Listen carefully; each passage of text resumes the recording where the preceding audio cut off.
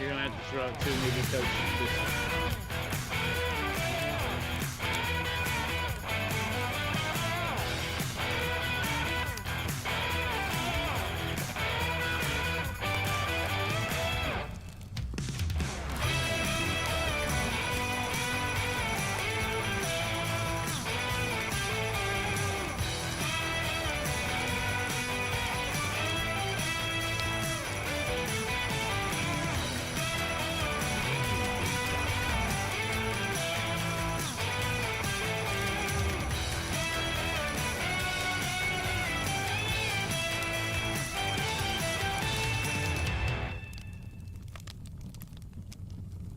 hey guys, thanks for joining us at Campfire Sports.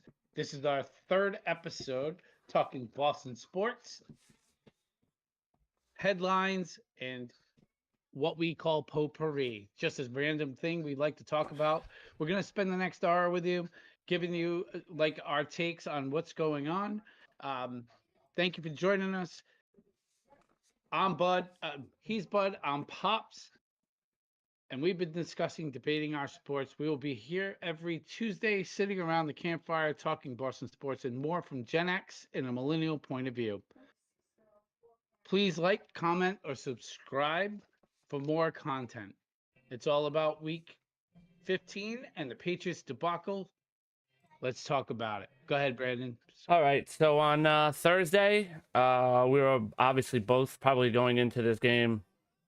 Probably not. We're actually hoping for a loss, and we came out with a win. I kind of feel like Zappy did really well in the pocket in the first half, and then I kind of felt like they kind of changed the offense to just hold the lead and win, and not make him make any mistakes. I believe he only threw one pick, if I'm not wrong. Other than that, defense played really well. They still gave up 18 points, which is still not a lot in this day's like NFL genre. So, and all in all, I thought they played well. Zappy looked really well, and I don't know. It was a complete difference that I can see him as a number 2 or maybe a bridge quarterback now, but I'm not 100% sure. I kind of feel like he's calm and composed. Like watching that first half, I think Billy O finally decided to like open the playbook and like start throwing the ball around. Unfortunately, there was the turnover early or later in the third quarter. However, he was really good in control. He threw down the field. He made great read progressions.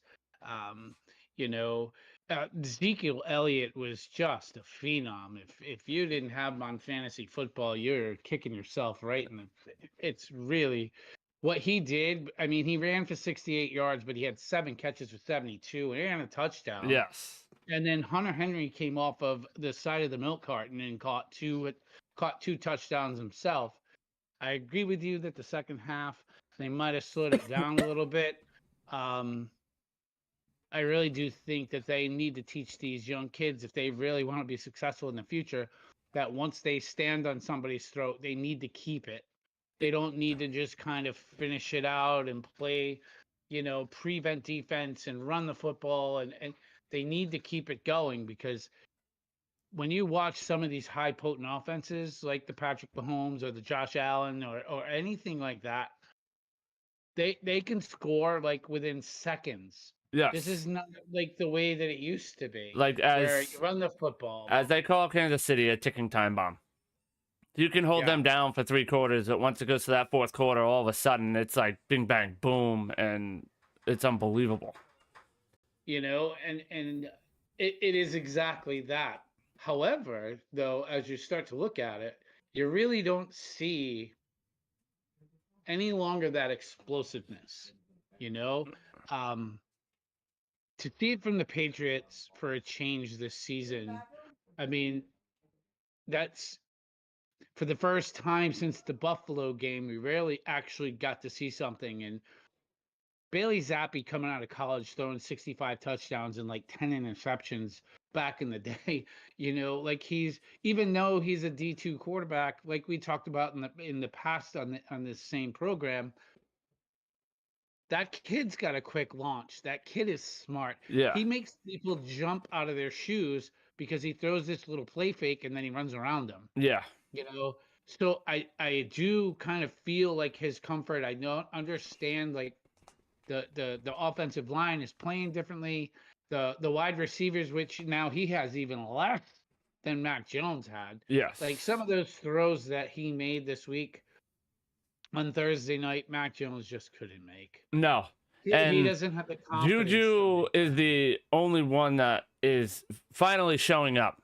Devontae Parker hasn't done anything since we signed him. Juju's starting to come around. I think maybe his knee's starting to feel better, or they're realizing, okay, you have knee issues. Let's kind of change the style of game. Instead of you cutting in and doing all these cuts, let's create plays and trick them for you to actually be open and have a chance to catch the ball. And what I would say also is that Zappi's now getting all of the reps during practice. Yes. He's no longer getting 20%, 30%, 50%. We talked about this last week. He's getting all the reps. Agreed. Therefore, he's getting timing. And Juju's running a route, and he knows where he's going to be and knows how to check him off. He knows where Hunter Henry's going to be, because when you're throwing 100 to 120 passes in a practice, and you're getting 100, you're getting 90 to 100 of them versus getting 20. Yes. And then you show up on game day in the second half, you still don't have any timing. You're expecting this young kid to come in like a pitching reliever at a baseball game. That's not what they do. Yeah, and he does. Like, I agree with you on not getting the same reps.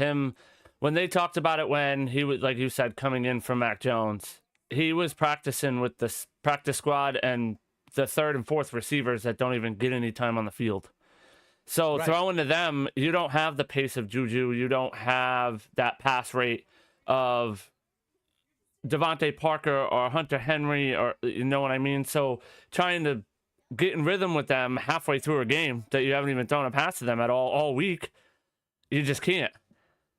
And all you do is standing on the sidelines while there's a TV timeout, throwing the ball back to some receiver so Mac Jones can whip the ball at you. Exactly. Right? So now he's getting reps, all week long. He's getting coaching.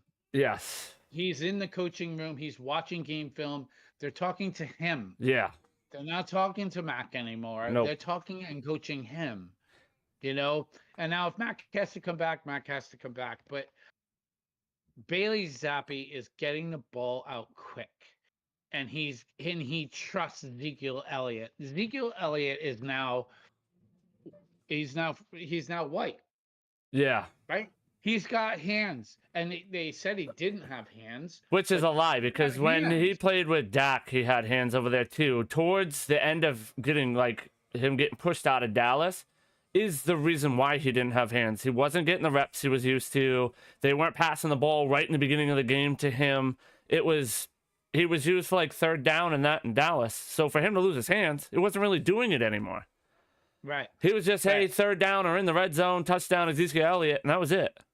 And they said that because they grow into the way that this game is going, where that it's becoming more of a passing game. They say Zeke is now washed up because Pollard's running the ball and Pollard has hands, and Zeke becomes too expensive. Not really. No. Not really. He's not washed up. That kid is still touching the ball just like he did. He can run the ball. The difference. The offensive line is what it is. You're not going to be 100 yards a game. That's not what this game is anymore. But he is in the flat, and he's not it's not a screen. He's 3, 4, 5, 10 yards deep. So when he gets that ball as an outlet, he's already down the field. Agreed. And Will, I agree with you on that. It definitely was Zeke's weight. That was like the big issue when he was in Dallas. But he didn't have certain money grabs for his weight in Dallas. In New England, he does. He had to hit a weight by a certain time for off-season practice when it first started, or he lost like $20,000. He has many things in his contract that his weight has to be a certain thing in New England for him to make money. So it made him go back to who Zeke was and work out. And it seemed to work because look at him. He's not as big as he was when we first got him. When we first got him, we were kind of like, oh, here we go. He's an athlete, though. Yeah. That kicking ball straight up. Yep. And I think he's happy here. And he also agreed on, I lost my train of thought. In Dallas, he was known as like the number one running back. And when he got pushed out, he was a little like sour face about it. But when he came here, Bill and Billy O, and obviously Mac Jones, because that's who met with him when they sat down for that dinner and pictures were everywhere, they told him, you're not going to be the number one running back for us. It's Stevenson. But you work your ass off, you do this and this, we can move you from a 70-30 where Stevenson's getting 70 and you're getting 30 to 50-50 if you prove us wrong. Which it was getting there. There were games that it was almost 50-50 and you were like, what the hell? We knew he was proving himself. And they waived Montgomery today. Yes. So that means the young kid that's coming off the practice squad, is it Pierre? It's not Pierre. He went to Cleveland. Speed? Yes. Is that his last name? Yeah. Speed? He's coming up. Yeah. That kid can run. He's a solid running back. He'll be a great backup. Montgomery wasn't doing anything for us. We've had him for 3 years, and I think he ran the ball 4 times. I think it was, it was, I don't think he was ever, because he was old. He was an older running back. He came from Green Bay, and he was really good in Green Bay. I think it was more that Bill Belichick style of how he has his running backs. Kind of like when we brought back, what's his name? Oh my God, had dreads and everything. Either way, we brought that running back multiple times. And he never really, Brandon Bolden, never really grabbed the ball, but he was there because he knew stuff in practice and can get these younger kids to be good. And I couldn't tell you the last time we had a shitty running back. And Bolden had hands. And I can agree. I have no idea. When's the last time we haven't had a good one? Where before, we used to be like, dude, we don't have, Yeah, Lawrence Maroney. That's probably about the worst it's gotten in the last 20 years. Yeah. And it's like always been solid, and it's not like we've had one solid one, and if he got hurt, we're like, shit, we just lost our running back. We know we have like 4 that sit there that can almost do the same job. So what is there? There's 5 games left? It was Christian Ellis 8. from linebackers from waivers, not speed. They elevated a linebacker. Yeah, but I think there's a running back that came up too, because it can't be Zeke by himself. They already had elevated the other guy. Gotcha. I don't remember who it is. Speaking of that, to continue on this, with Zappy, where do you think this goes next year? Do you still think you go in and get a QB? Do you get him and get Harrison Jr. and just go off of that? And not have to pay. Do you think, okay, let me put this better. If they beat KC, or he looks really good against KC, do you just hold on him instead of saying, hey, let's not go get Kirk Cousins as a bridge quarterback? Let's keep Zappy and save the money, and let's build the rest of the team. And you go for another mediocre year, where you may, if it works out and Harrison's supposedly that good, Zappy should at least be able to give him the ball. He gets it to everybody else. If he can create moves, yards after the catch, you could become in the mix of things, and then maybe trade up next year for a quarterback. I think it all depends on what Chicago does in the draft, right? Because Chicago's going to get that number 1 pick. Yes. Right? They're going to get the number 1 pick. They're going to Caleb. No, the Panthers aren't winning another game. Right. So Chicago wins that. They go to get Caleb Williams. Who's that make available? Drake May. And then Harrison Jr. Wait. Who's that make available in Chicago? With Justin Fields. Right? So Justin Fields is now available. Then I would go Harrison. I'd go Harrison Jr. and go make Harrison if we have the 2. I would work my tail off to give them a draft pick for Justin Fields. Yep. And then bring Fields in. And then you really have to go. You have to fire Billy O'Brien. You have to. And you have to go and get Mike Bieniemy. So he can. But say this is Bill's plan. say this has been Bill's plan the whole time. So obviously we know Kraft wanted Mac Jones. We know that. That's 100%. He forced the hand. He probably was the one to make the damn phone call. Said, hey, bro, we're drafting you. Yeah. Bill had no chance of who they were picking. But there were rumors during that whole time I was sitting on your couch in the cottage that he wanted Fields. He wanted Fields. He knew he could do something with Fields. We knew we weren't getting Fields unless we traded up. There was no way. Right. It'd be kind of funny if he ends up getting here. Bill stays here. Billy O stays here. And they just coach Fields. And all of a sudden, a whole new team. I don't know if Billy O's got it going on for Fields. I don't know if he has it. I don't think Josh has it either. I think they need a whole new breath of fresh air. Agreed. And I think again, I'm going to go back to it. When Washington Redskins, when Rivera gets fired, that means everybody's fired. They've already fired their defensive coordinator. Yep. Right? So they just have an interim guy.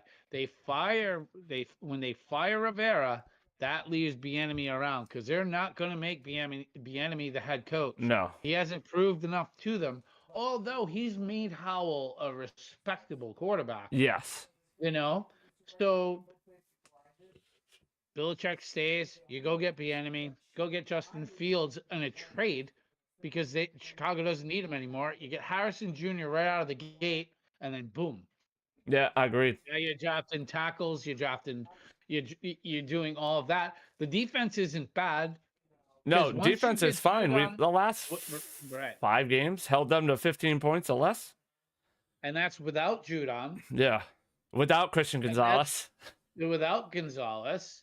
Now you put, although, when I was at the game and watched J.C. Jackson, he had a fantastic game. And they were giving him a lot of grief Thursday night about not having a good game against the Steelers. But he was locked on man-to-man quite a few times. Yeah. So he's a little bit older. He still held his own. They didn't score. But I do think Bill, Bieniemy, and then it's got to be the regular defensive staff that it is right now. Yes.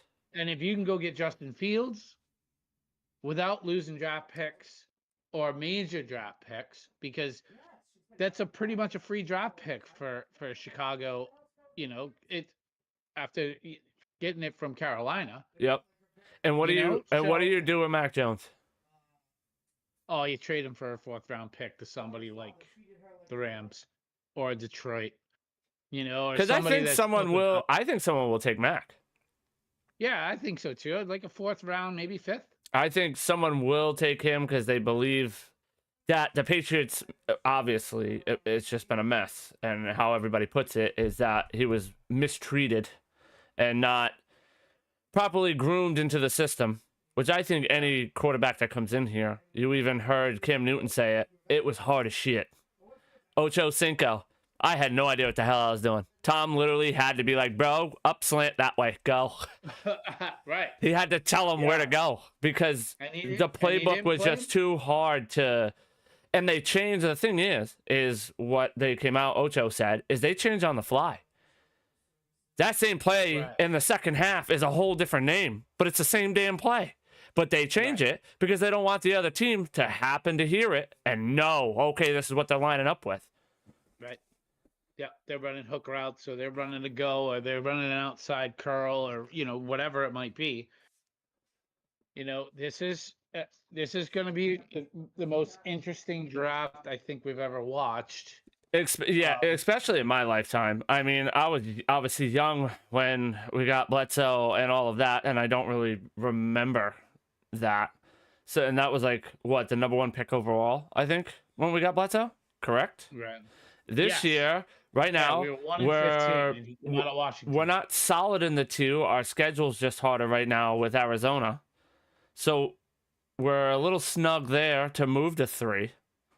But beyond that, we're a game and 2 games up on anything beyond that. So you think going into Kansas City, we're probably going to lose. But I don't think we go out without a fight. I think... What are we, minus 10.5? Yes. I think we definitely cover that. Yeah. Right? For sure. Yep. At the same time, I think the Kansas City Chiefs are probably pretty pissed. I said that was my thing. After two weeks in a row, they whether bad call, good call, non-call, whatever it might be, welcome to the NFL. It's what you've enjoyed for the last few years of your career. And yes, you can say Tom Brady and the Patriots enjoyed that too, getting calls or non-calls or whatever it might be. Mm-hmm. But as it comes into this week, Kansas City's limping. Yeah. They're they're limping bad. Yeah, big time. You know? So I wouldn't be surprised if this becomes a defensive ball game. Yeah.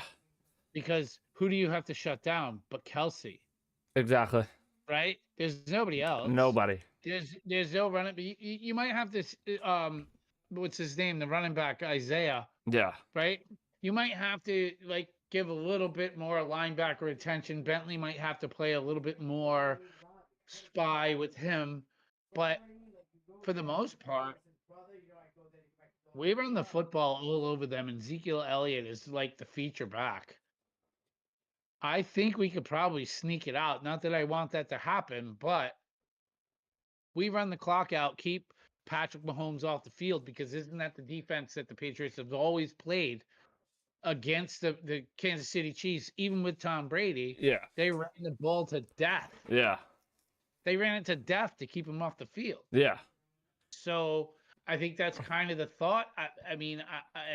I think we'll cover the spread. I don't think we're going to win. But I just think you never know. Patrick Mahomes obviously is very frustrated. He's been frustrated even beyond this past week. Teams have been getting in his head. It's like they're calling Bill Belichick because Patrick Mahomes has come out on quarterbacks last year on the Netflix show. I think quarterbacks is Netflix, or it might be Prime. And has said the toughest coach that he's ever played against is Bill. And because Bill always coaches against him and coaches against Patrick Mahomes hard. He makes everything confusing. He never knows what's coming on from the defense. We are definitely going to miss Judon. I wish Judon was back. I wish Judon was here for this game because, dude, he's always in Patrick Mahomes' face every time we face him. So our pass rush has to be on point. And also, is it Uche that overruns his things? He can't be going for sacks in this game because he moves, and then he runs 15 yards. And that's like I said. Like I said before, that he's my dude, man. I love Uche.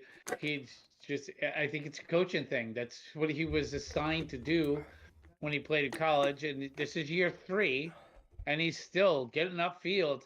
But with Judon on the other side, that's a bit that's a bit different style of play. Yes. But he's playing third downs. You know, he is an influence. He is making tackles.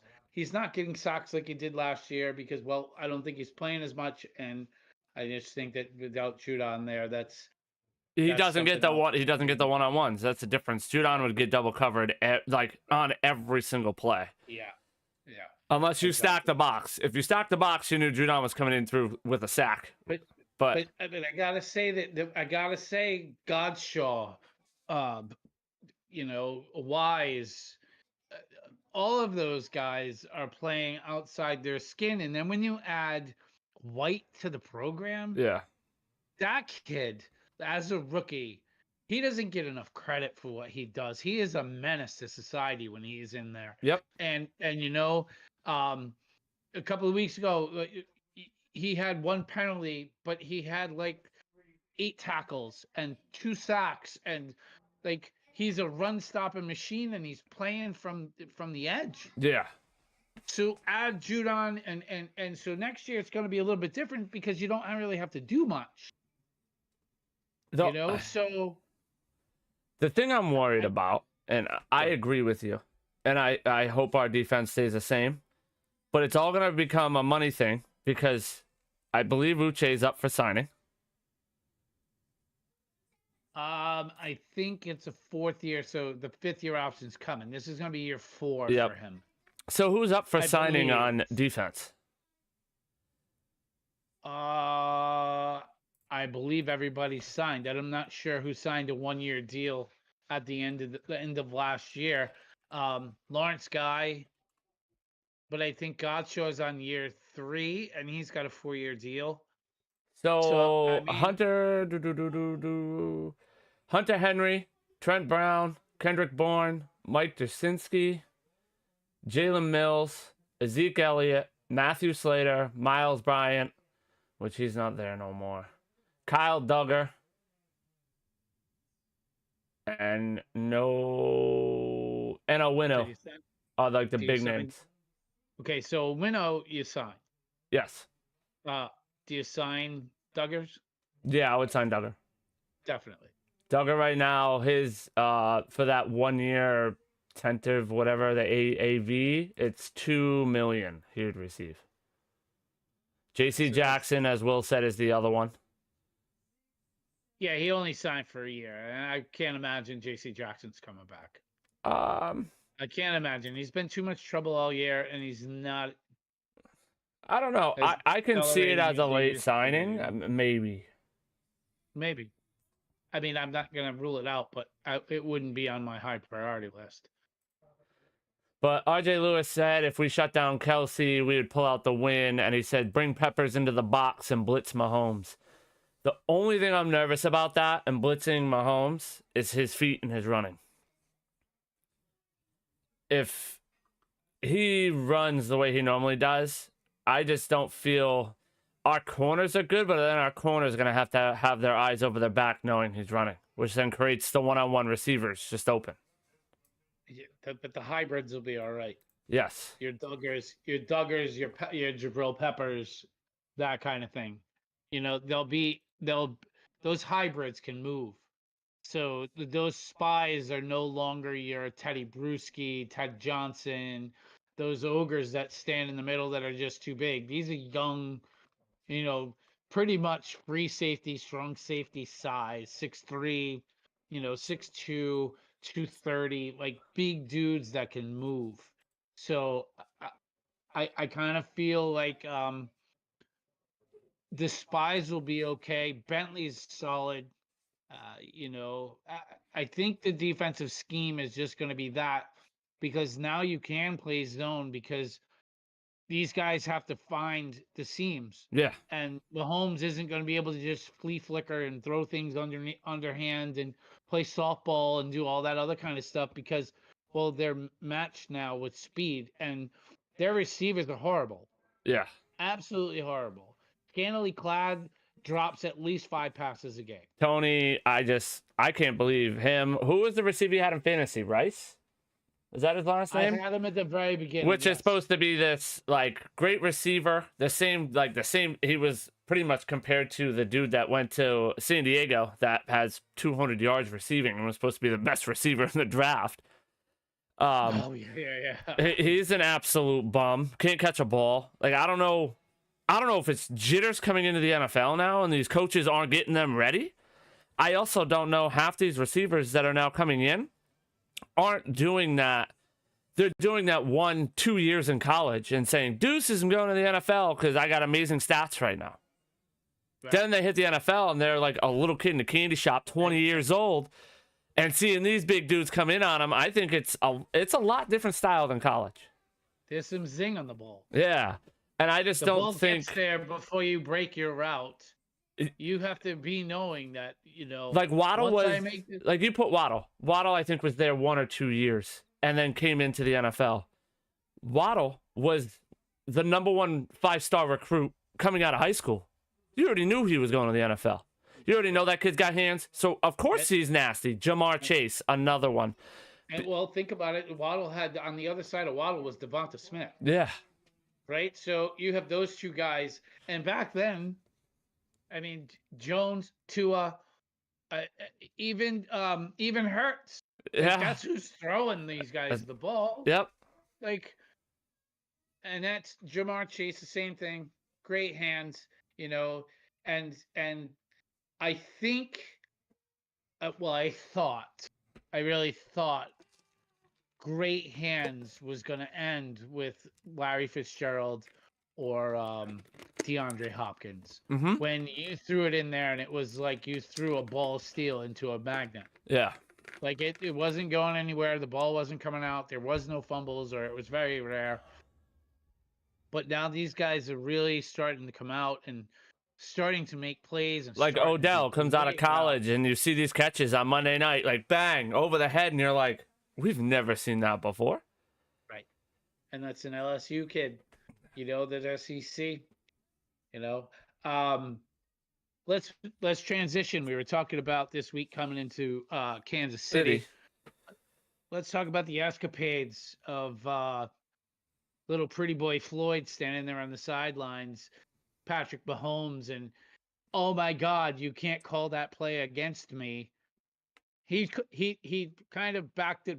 He backed it up today. Yeah. Like he kind of put in a little bit in reverse, and I get the competitiveness in there, but when your team starts to fall apart and you have more than 10 drop balls in a football game and you have a couple of fumbles and you have some terrible turnovers, I understand his frustration, but you're going to take the last 10 minutes of your game to yell at the ref and then disrespect Josh Allen? Yeah, that I see.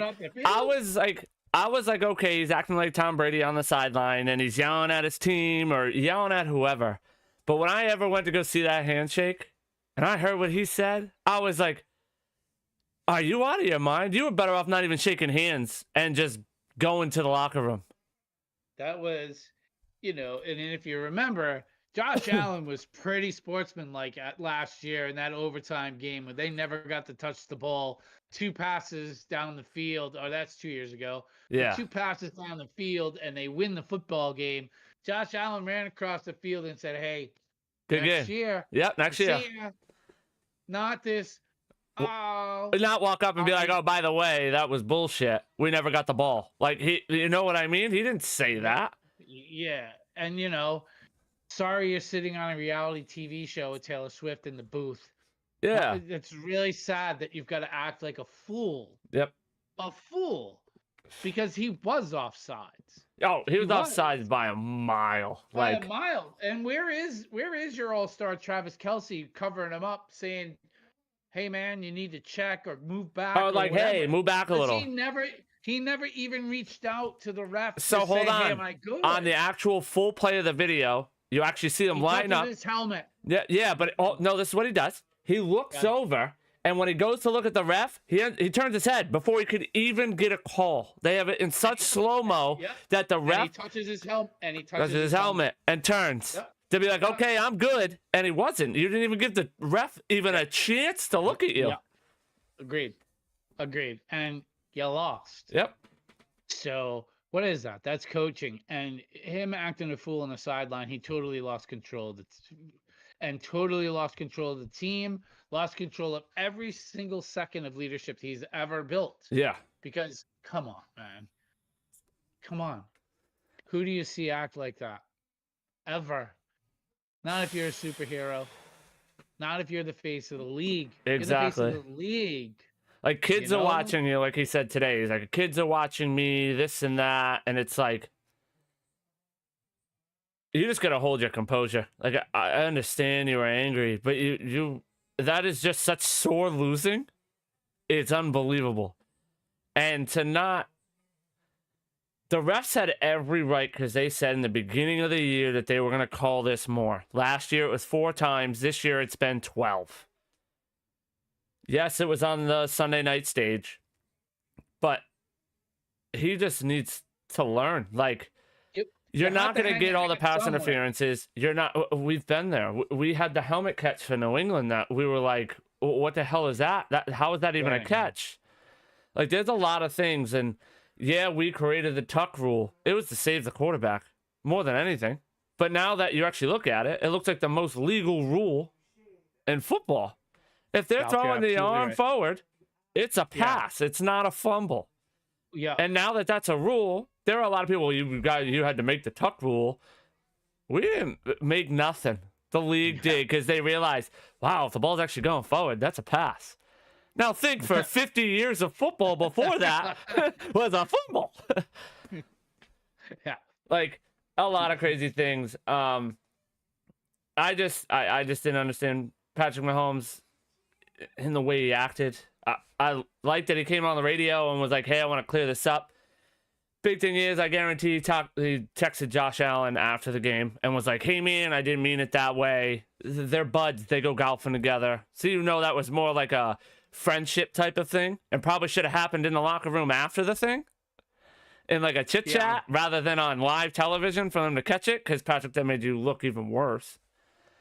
But in all, Patrick is gonna act the way he's gonna act. I just feel like he's used to winning, and now they're having a struggle season. He's going through the same stages of kind of like a Tom Brady. Tom Brady got to this point. He's been 9-5, where he didn't really have receivers, or his receivers were hurt and out till weeks 15, 16. You just regroup and come back stronger. He's not Tom Brady. No. Right. Tom Brady had no receivers except for, you can name 4, maybe 5 if you want to call Aaron Hernandez one of them. Yeah. But for the most part, for 20 years, it was what it was. I just think that was big babyish. Yes. I just think the Kansas City Chiefs have become reality TV. Like I get more out of watching Vanderpump Rules than I get out of watching the Kansas City Chiefs play football. Yeah, I think Des would really like that comment. you know what I mean? Yeah. Like you think about it, what are you watching for? So this weekend on Sunday, they flexed out of Monday Night Football. Oh, Taylor Swift is still off. Is she coming to New England? Yeah. Really? They already have the booth. They already rented it. What do you think? They're now just going to be like, oh, hey, we're not coming? She going to sit with Bon Jovi? You know what I mean? Like, are they all going to get together? It's all like a great big reality show in Kansas City. Mm-hmm. And you know what? If you don't focus on football and you lose control, you send your tight end to Argentina to go see his girlfriend on a day off. Yep. Pretty sure there's lack of focus there somewhere. I agree. I agree. Yep. None of the receivers are catching the ball. All these guys are hanging out with the Mahomes are hanging out with Travis Kelce, and according to Tony Romo, his wife, Taylor, like, what are you doing? Are you focused on football? I just don't think so. Like, Tom Brady married to Giselle. Did you ever see him lose focus? No. No. Never. Nope. And it's like, I kind of wonder. So, Tom Brady, to kind of get on this Patrick Mahomes, still in the same conversation, Tom Brady never took days off. He had Veterans Days. Like the veteran, once you're there, was it 5 years or 6 years, whatever, you get that veteran day off during the week. He was still there at the gym. He might have not went out to practice, but he was still at the gym, still talking to his players. They'd run out and practice. They'd come back, and he'd still be there, either looking at the book or in the quarterback's room, looking at tape or whatever, and then he'd go home. Patrick Mahomes, is he taking his Veterans Days? Because his receivers don't seem like they want to catch the damn ball. I mean, you built a damn football shit in your backyard. If Ed Reed is telling you guys, hey, take Monday off, I tell the receivers, fly to my goddamn house. We're throwing this ball around. I think we have to address, though, in that situation, when you really look at it, the what do you call it? The players, the contract, the player association. Yeah, that contract they signed where it's no more pads, it's no more of this. That's new. That's not something that when Tom played, everybody was in pads and you worked out and, your leadership was punching them out like Willie McGinnis, that kind of thing, right? So I think the practices were a bit different than they are now. Yeah. So when you say Patrick Mahomes, he's the best in football. But when he took that $500 million contract, Brandon, what did I tell you? That's the downfall of the Kansas City Chiefs. Yeah, that changed the whole day. And even though they say now that the salary cap doesn't mean anything, it means a little bit. Yeah. It means a little bit. You can figure out how to do it. Yep. But if it didn't, they spent all that money, $15 million on Tooney 2 years ago or 3 years ago, so they could win a Super Bowl, right? Yep. Tooney's still there, but now their offensive line is now horrible. Yep. Their wide receivers they couldn't pick up a clam off the beach. They Like can't. there's They don't have nothing they money to can do. spend, and they don't have money. Like I know Patrick Mahomes said he's restructuring again, or he did like mid-season, but they didn't get anything for him. Right. Like I saw them restructure. I saw him restructure. But like, all right, Patrick Mahomes is gonna take a check now or whatever later on, and they didn't do anything for him. I was like, no receiver, no nothing. Trade deadline just came and passed, and I was like, Yeah. oh okay. Yeah. What the hell was a restructure for then? Yeah. And maybe that's for the future, or maybe that was to sign somebody, because weren't they having troubles with the former defensive lineman Jones? Yes. Right. They had that, and he sat out for a little bit. Yep. So I think the restructure might have got him back into practice and him back into playing again. Yes. Because he was either hurt and out, or he didn't have a contract and was out. So it's. Yeah, I think he was kind of hurting out, and then he came back and was holding out because of money, right, or because of money, or something like that. So They just got to do. I don't know, but back to where we were. I think, like you said, and with this Patrick Mahomes thing, I think going into this week they're going in with like a chip on their shoulder, so I think they're going to be a little bit harder to beat. I do agree with where'd it go? RJ Lewis pretty much said to bring in defensive ends and sack them. And he also said he was throwing the ball at his receivers' feet and bouncing them off the ground, which I did see a lot of that, which is not like Patrick Mahomes. Right. So is he turning into Cam Newton? Ralph, is he turning into Cam Newton? I don't think that. I just, one, he could be fighting an injury that none of us know about. That they're really not reporting. And he's just trying to play through it? Yes. I do think that is the thing. I don't know if that's the thing, but. So what do you think? Minus 10.5. I think we're going to keep them low. It's all if we can score is the thing. Okay. If we can score, then yes, we should be fine and be able to keep up with them because of our defense. And we just got to go in with the same game plan we do every time with KC. Just try to keep their offense off the field. Does my man throw for more than 250 yards? I think so, because I just don't think their defense is really there.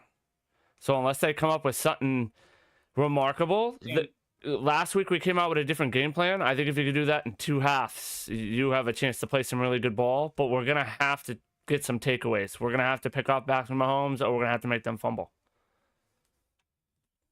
And I do agree, Will, we do have to double Kelsey and force Mahomes to throw it to other receivers. I do agree on that. And they were talking about it on WEI today. I think they were asked Tom Curran, how come they don't double Kelsey? Why do other teams not do that? And there's no answer for it. There really isn't. Nobody really knows why they don't cover them at all.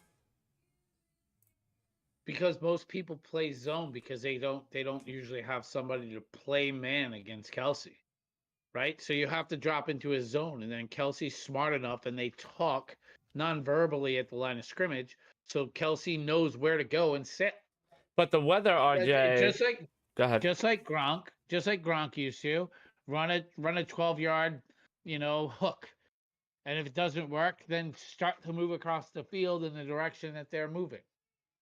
This big storm, like RJ just brought it up, that the weather should be a factor. I think it's later on, though, because the game's at 1. I thought it was later in the afternoon that storm's coming in at like 3:34. So it could be end of the game. Yeah. Which is supposed to be a pretty bad storm, as they're saying. If it's going to be during game time, we're looking at another rainy game that Zappy should be okay and our defense should be perfectly fine because Patrick Mahomes won't be able to do anything. Right. Because unless Isaiah, right? It's Isaiah, they're running back. Yes. And the other factor, too, is that it's a turf field. Yeah. So Patrick Mahomes or them trying to cut is a lot different than it is on actual grass.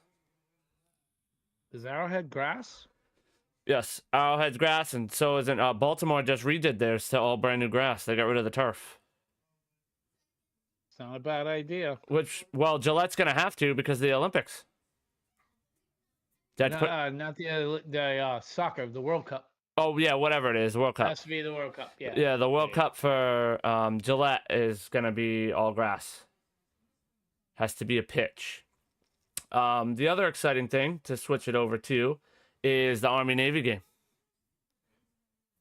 That had to be one of the greatest crowds and atmosphere I've seen in a while. It was very nice to watch College Game Day and see Kraft and see Bill Belichick and them not talking about the New England Patriots, them talking about the Navy and them talking about the Army and how big it is and all of that. That Kraft course, that Belichick Corso exchange was like watching two geniuses. I had no really clue. Yeah. You know what I mean? Yeah. It was really cool to watch, and Belichick putting on the helmet and being a part of it and having fun with McAfee was like, I liked how McAfee was pushing him out of his normal boundaries. You know what I mean? Yeah. Of him being that stiff Belichick. It seemed like McAfee had fun. There were some things. Did you see the conversation with Kraft about Bill? Yes. How did you feel about it? Did you feel like it was like Bill's gone and it's done after this season? No, I think McAfee put words in his mouth. I agree. I think McAfee put words in his mouth. That we all know what you need to do, and we know that you have to do it. Blah blah blah. McAfee, you didn't just get a scoop, dude. Yeah. You just made a scoop. Yeah. Right? You're sitting in an ice cream shop, Cold Stone, pressing out the ice cream as Bob Kraft stands in front of you. Yeah. That's not. You didn't make up. You didn't create anything. I don't think Bill's going anywhere. Me either. I really wasn't thrilled with the football game itself because, I'm an Air Force guy. Yeah. And we were ranked this year, and we got our asses kicked 38-3 by the Army. So, first time, 23 out of 25 years that the Air Force has been the Commander-in-Chief's Cup. So, I guess we need to share every once in a while. Yeah. It was a good football game. It was great to see the corners full of gray and black, and you know what I mean? All those young cadets in uniform. And I think the big thing, I was saying to you earlier today, the big thing about that game, unlike any other sports game in the world, there's nothing like it, because Army-Navy is a huge rivalry. Yes. Huge. And it's been going on for 120 plus years, right? Yes. What do they do when they graduate? 99% of them don't go into pro sports. Yeah. 99% of them go into the military, and they become one team. Yeah. And it's one team, one fight. The rivalry is great until it's all done. They're going to be in that crowd. Are going to be some of the greatest leaders. Oh yeah, and when you texted me and pointed it out with the Secret Service being around a lot of there's generals sitting in the crowds. You have some of the biggest academy graduates. Jack Reed, our senator, is an academy grad out of West Point. Mm-hmm.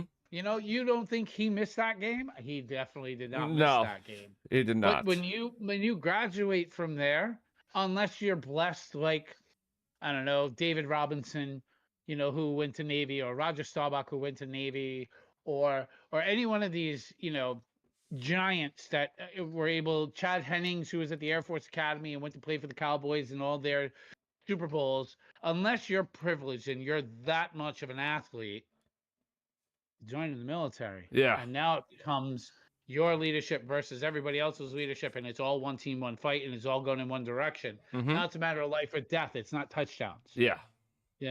So that's what makes me appreciate it the most, because those are our future leaders. Yeah. Those are the people, those are the kids, that are going to be on the field of battle, mm-hmm.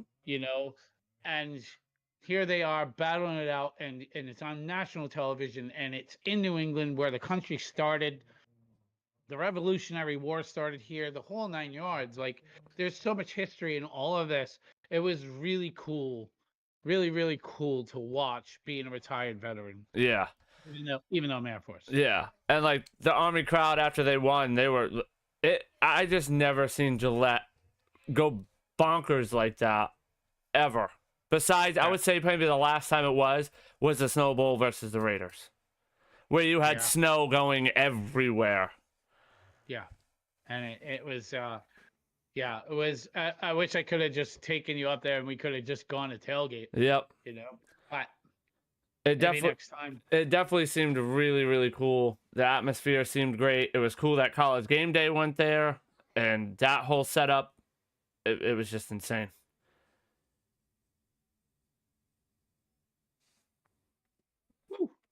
Where are we? What do we want to finish up with? Do we want to finish up with baseball? Yeah, let's do a little bit of baseball. I'm down for that.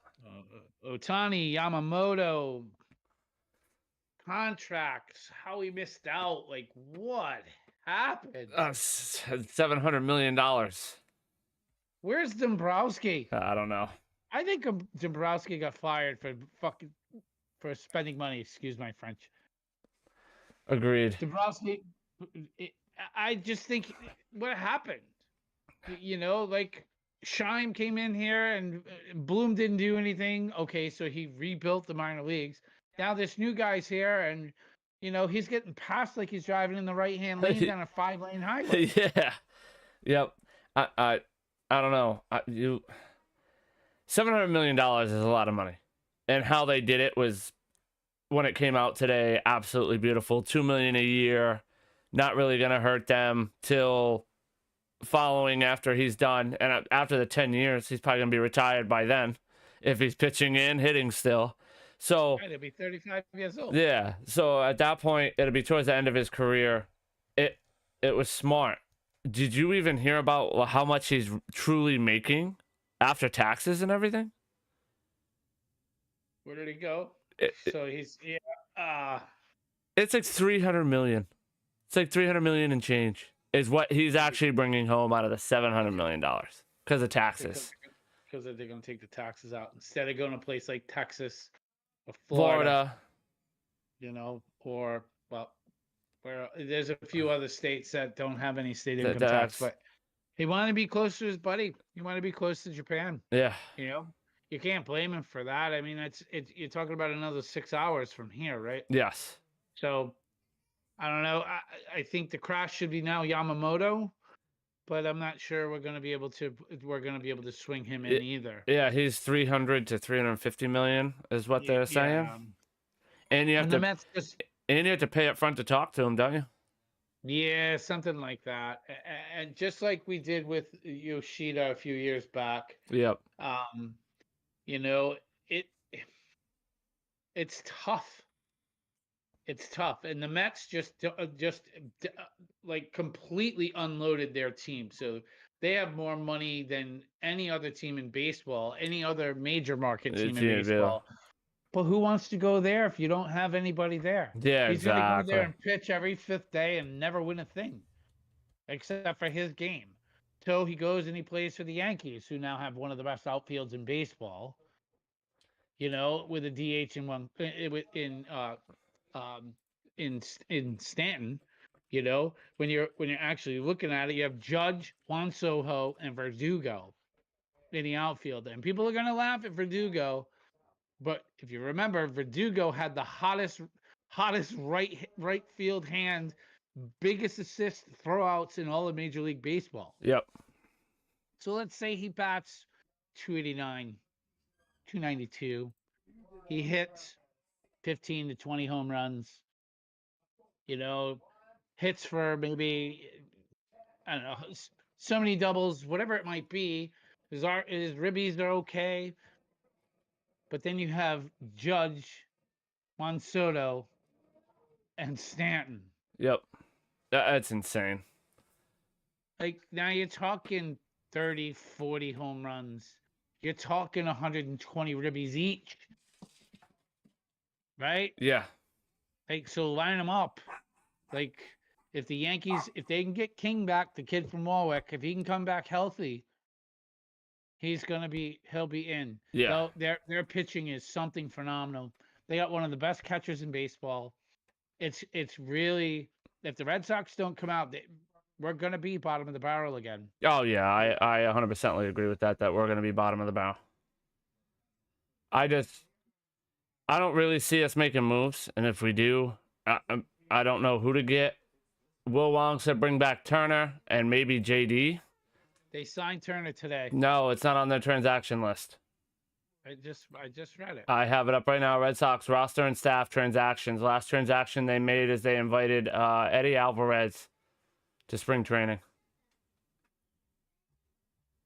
And their last signing was Tyler. They traded for Tyler O'Neill.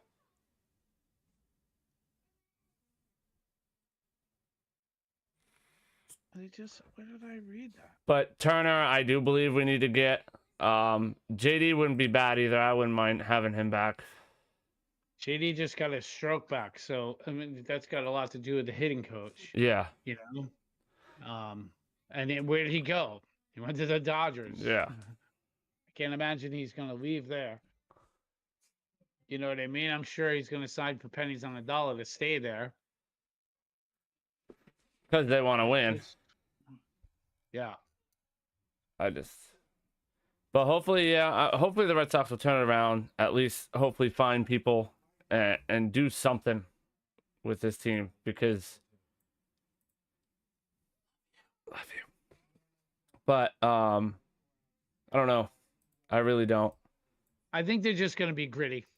You know, I think they're just going to be that blue collar.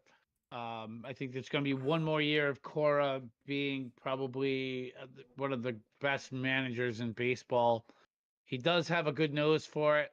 His team typically loves him, you know, with the exception of Verdugo, which, you know, but, you know, that's sad for the two of us because we like that right field wall where we can go to the game for your birthday. Yes. You know, and we get to hang out with Verdugo. Just stinks that, yeah, Verdugo's gone. No more of going like we went last year, and Verdugo hit 3 home runs at the game I'm at, and his first at bat, he cranked a home run on my actual birthday at Fenway Park. And Will asked who would be the DH if JD and Turner were to come here. I think you could put either one. Because right now it's Trevor Story. Trevor Story's the DH on the roster as of right now. Trevor Story is the shortstop. Mm-hmm. But they have him right now as designated hitter. Yeah, I'm not totally buying that, but I think you could platoon back and forth between JD and Justin Turner if they signed them both. Yeah. You know, you could. They're both too old to be everyday first baseman. Yeah. And Dahlbach is not really any sort of, you know, anybody they platooned at first base last year, even Casas. You know, you'd have to get Casas' stick needs to be more consistent. Yep. Then you don't need one of those two guys. Yeah. You know, if Casas can get on first base and play every day, you know, and hit the ball consistently, at least be a 289, 290 hitter, then I think you'd be all right. Yeah. But, you know, I think Turner could substitute on that, the DH. Keep in mind, you still have Devers, and you have that kid coming up, the third baseman out of Worcester, who's like the big prospect. So what are you going to do with Devers? So I think the thought process is moving some of these kids up. And, you know, now you have a hole in left field. I mean, in right field without Verdugo there anymore. Yeah, big time. You have Duran in center. Mm-hmm. And right field, you have Yoshida, right? I mean, left field, you have Yoshida. Yeah, left field, you have Yoshida. So you have Devers, and then as you come around, you have Story. Who's on second? We need a second baseman. And then Connor Wong. It's Pablo Reyes as of right now. Yeah. Okay. And then you have Connor Wong as the catcher. Yep. With Reese, right? Reese is still the backup. Yes. No, right? It's Wong and McGuire. Yeah, Reese. McGuire. Reese McGuire. Yes. Right. Yeah. So out of Cincinnati. So I mean, oh, Will Wong. If that rumor about Devers playing second base, I give up. Yeah. Devers could never play second base. There's no way. What was his main position He's when he not came here? versatile. Shortstop, correct? Third and first. Third and first. Okay. Yeah. He was a third and first. That's right. But We had him at first base, and then we moved him to third. Right, and because you had Poppy at first. Yeah. Right? When he first came up, Poppy was still healthy playing First. Yep. You know, so Devers, I think I would probably cry if I saw Devers start at second base. That's just an error-filled. He's too big. He's just not versatile enough. Yeah. You know, he's better at third. He doesn't have to move too much. He's just getting used to it. If he's got to move to first, then we don't sign. Turner. You know. Yeah. But last year most of the problem was pitching. Although our pitching is not bad. I mean, we're gonna get Sale for about 22 games. Just about for his a bajillion-dollar contract that he got. Yeah. Then you have Whitlock, and you have all these young kids that are still around. You have Winkovich, or I think is that his name, Winkovich or something like that, and he's a solid middle reliever. I mean, there's some good pieces there. I just don't see. You're gonna have Duran lead off. Then where do you go? Who's second? Yeah. There's no. You hit third at Devers. Fourth is Justin Turner if they re-sign him. But then who's the rest of your big bats? Yeah. You got to stick Travis in there somewhere. Yep. Maybe you hit him in the 2 spot. Maybe. I don't know, but it's not going to be easy. No. Your sheet is going to be where 4 or 5, somewhere in there, because you need that stick to be hot. Yeah. So it's going to be a very interesting year. Love to see what they're going to do. Mm-hmm. It's and who knows who they're going to bring up. We might get some surprises in spring training. We might get some people that are hot. Yep. Or we might make moves during them. You just never know. Right. And maybe Yamamoto is it. Maybe that's what happens. Maybe we get some sort of journeyman who comes out of nowhere because he had some sort of reconstructive blah, blah, blah surgery, whether it's elbow or shoulder or whatever, and nobody's expecting him to come back. And next thing you know, he's your next, Trevor Hoffman. I was going to say Dustin Hoffman, like he was the Rain Man. But you know what I mean? So we'll see. Like I think there's some potential there, but not with the moves everybody else is making. Yeah. And remember, Baltimore and Toronto don't have to make moves. They're already stacked. Yeah, they're already stacked and good. So the AL East is just going to be kind of a murder show. Yeah. Kind of, and I'm not sure like how that turns out. It's going to be a long year. Yeah, I agree with Will. We definitely need a starter that's going to make a big splash. I hope so. I just don't know where we're going to get it from. Who's available? Yeah. Besides the guy that's $300 million. Right. I mean, we can't look back on the past and complain about the lack of signings in the offseason last year. But at the same time, who's available this year to like actually throw money at? Yeah. Except Yamamoto. Yeah, Blake Snell that's out there. He played for the Padres, right? Yeah, he's a starting pitcher. Which he's not bad. I wouldn't mind seeing Blake Snell. But he's a lefty, right? I believe so. He's left? Yeah, he's a lefty. Don't we have enough of those? Yeah. Jordan Montgomery is another one. But these are all older guys. I mean, you don't know how long. They're both 31.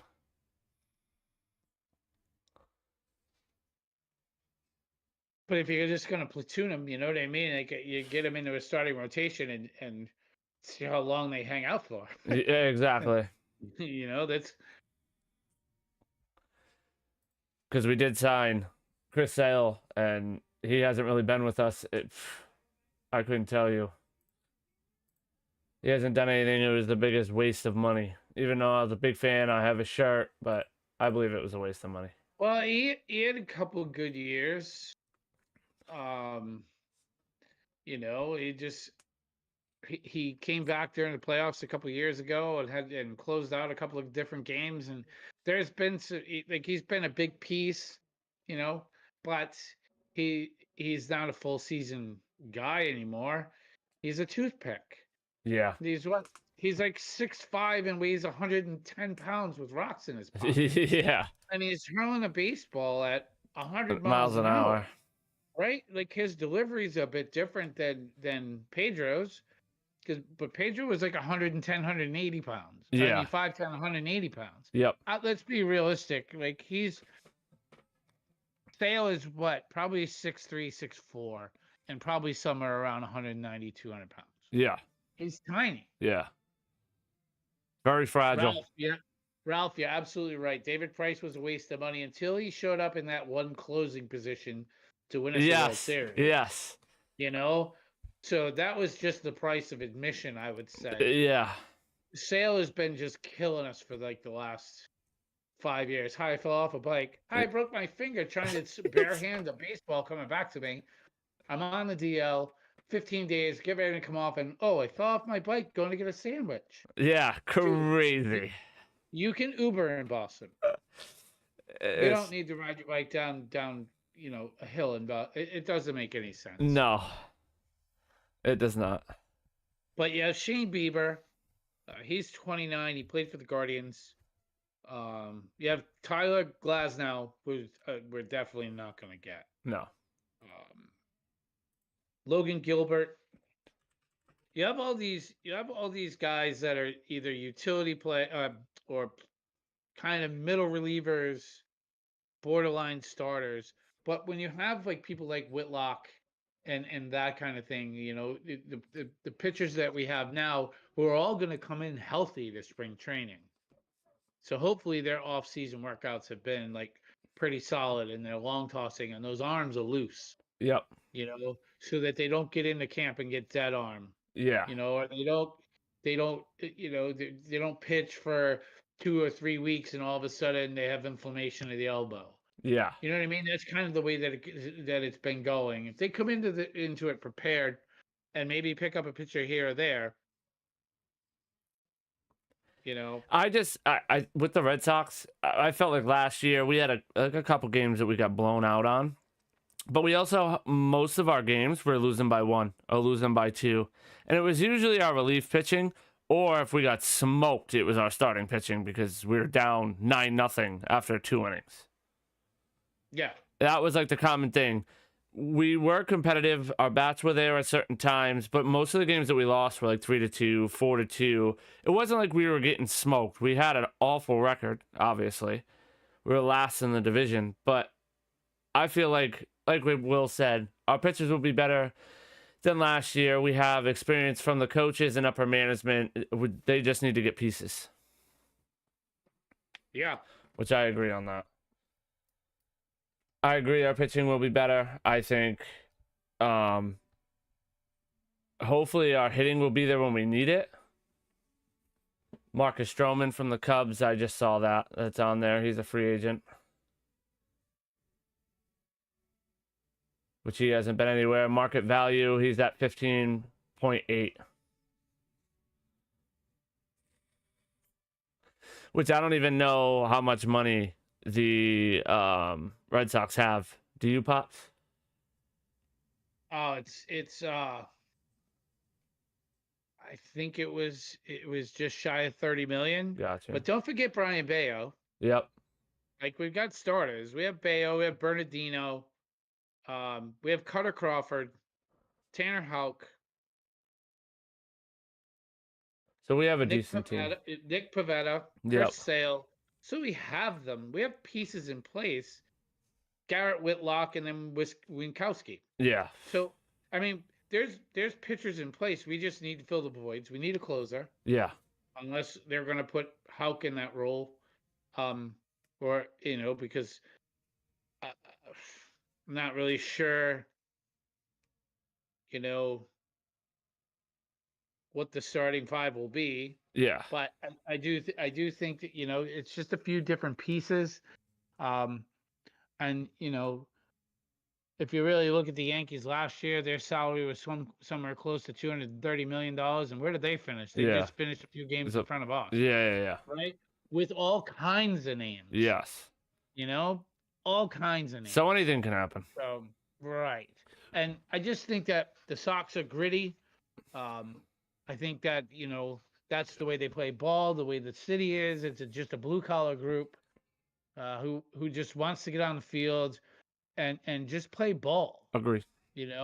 And they like I said, they play for their manager. Like Cora is not a joke. No. Like you tell the story all the time about Cora and Pedroia in that World Series game where, Cora was like, I got to get off the field. You got to put Pedroia in because his stick is better than mine. Like, but that's what he thinks for the love of the game, for the better of baseball, for the better of the team. And his team believes in him, all except for obviously Verdugo. Yeah. But, Kimbrel back for closer. No, thank you. Yeah, I'm the same thing. No, we had him for our stint. I think I'm okay with that. Yeah, I think didn't he just sign somewhere too? I thought I just saw that he signed somewhere. I don't think so. Or he was about to. He signed. Yeah, he signed with the O's. Yeah. Yep, he signed with Baltimore. Yeah. And I'm all right with that. Yeah. I'm not really a big fan of his pitching style. I don't, he was good for what we had for a little bit. Agreed. But I don't think we need to. I don't think we need to go back down the well. Like, unlike Alice in Wonderland, who keeps going down that same rabbit hole. I don't think there's a point of going down the same rabbit hole with players that we used to have, like JD Martinez and. Yeah. So we got rid of JD Martinez because he batted 223, and you couldn't get him on the field because he couldn't do anything because his hammies and his quads were so hurt. Yep. So he goes away, plays for the Dodgers. He DHs for them for a little bit. Has a decent year. It doesn't mean we go back and get him. No. I think JD's at the end of his prime. At the end of the career, I don't even think the end of his prime. I think he's going to be able to play a couple more years in small market teams. Yeah. But I wouldn't. I just don't believe it's kind of like asking, should we go back and get David Price because David Price had a good couple of weeks. Yeah. Yeah. Like I loved David Price when he was down in Tampa, and I thought he was like a remarkable lefty. He's got such good stuff. And he got here, the injury bug hits him. It's colder here. Yeah, big time. So throwing here is different. Yeah. You start the year out, it's 30, 40, 50 degrees. You go indoors at Tampa, it's 80 degrees. Yeah, at all times. At all times. And most of the teams you're playing at the beginning of the year are all warm weather teams. So, yeah. So, I agree. But yeah, we're at 8:15. I think we wrap this up. Sounds good. Yeah. Yep. Hey, I'd like to thank all y'all for joining us. We'll be back next week for week 4. Thank you for your contributions. Sorry we weren't able to address them as quickly as possible. But please, if you haven't already, please subscribe, like, add any kind of commentary you'd like, ask more questions. We really, really appreciate it. Thank you so much for joining us, and have a great night, guys. See you next week at 7.